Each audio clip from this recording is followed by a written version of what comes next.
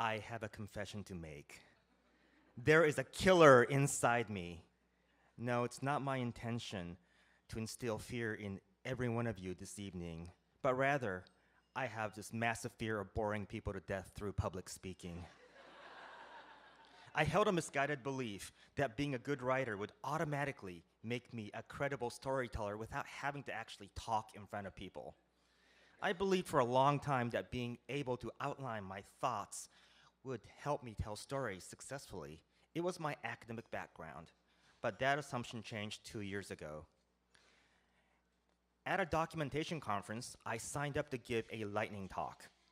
With less than a day to prepare and rehearse, I shared my expertise about crafting emails with empathy with several hundred attendees.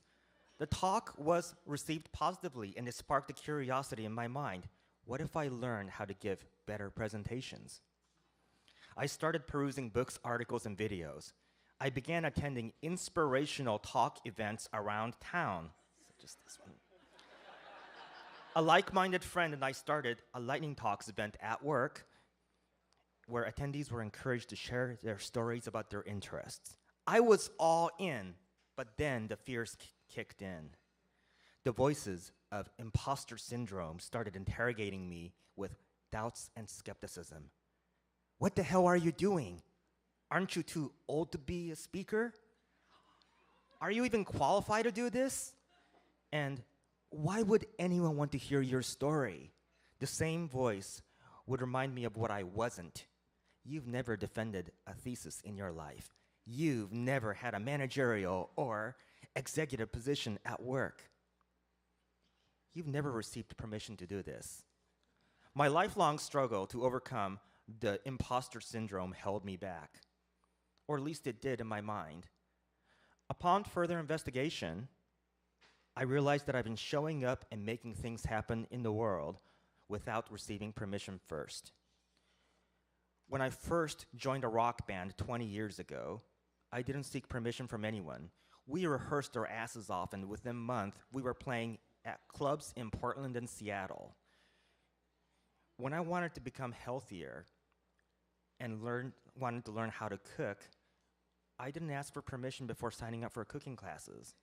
And when I got tired of working out on the same elliptical machine at the gym, I didn't ask for any permission before I started signing up for running races. Yes, those are my bibs, and they're probably non-biodegradable. I didn't seek approval from anyone. Throughout my lifelong experiments, I realized that I didn't need to seek permission. Why should I wait for others to okay if I want to do something that matters to me? I've learned many themes in my lifetime that I feel would help make the world a better place. Practicing inclusion, showing compassion, expressing gratitude, and nurturing communities are the way I show up in the world every day. I feel that these are the themes that are worth sharing through stories. I want to resonate with other people. I want to connect with others. I want to bring people and ideas together by sharing my connection and my knowledge. I want to encourage others to pursue their dreams and passions, and I want others to share their stories with the wider world. If I can inspire others to promote inclusion at their school, work, or in their communities, or push beyond their comfort zone and pursue their goals, or encourage acts of caring and kindness, then I feel that my work is making a difference in the world. In order for me to inspire and encourage, though, I had to let go of the old ways of presenting information. Simply outlining my ideas was not enough. Hiding behind polished documents was not the way to go. I had to learn how to connect with the audience. I had to learn a language of resonating. I had to learn how to make my stories come alive with power instead of killing them with pointless structure and formality. I learned that it wasn't a good idea to subject people to death by bullet points when sharing stories. Thankfully, I wasn't alone in my journey. I was fortunate to have the support from my communities, instructors from presentation classes, fellow students, experts at conferences, colleagues, friends, members of various online communities, and other aspiring presenters have all blessed me with encouragement and inspiration. They taught me that it's never too late to learn. In this world, age, title, or role doesn't define what you can or should try. Grandma Moses didn't start painting until she was in her 70s. Singer Susan Boyle didn't audition for Britain's Got Talent until she was in her late 40s. It's never too late. Instead of killing my aspirations, my communities have encouraged and nurtured my quest to become a better storyteller. Instead of handing me a bouquet of wouldn't, shouldn't, couldn't, they planted a seed in my mind that growth is possible. Yes, mastery will take time and it'll take a lot of hard work, but they pledged their support.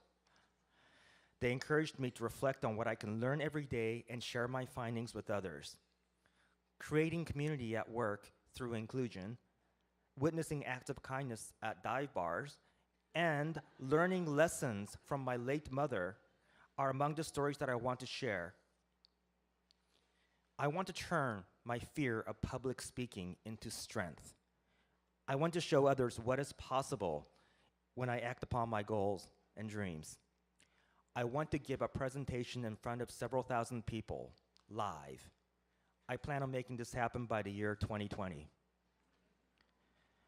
More people than ever before have the potential to create meaning in their lives and the world around them. Tonight, I shared with you my goals and my dreams. What are your goals and your dreams and your inspiration, and what steps are you going to take to make those things happen? Thank you.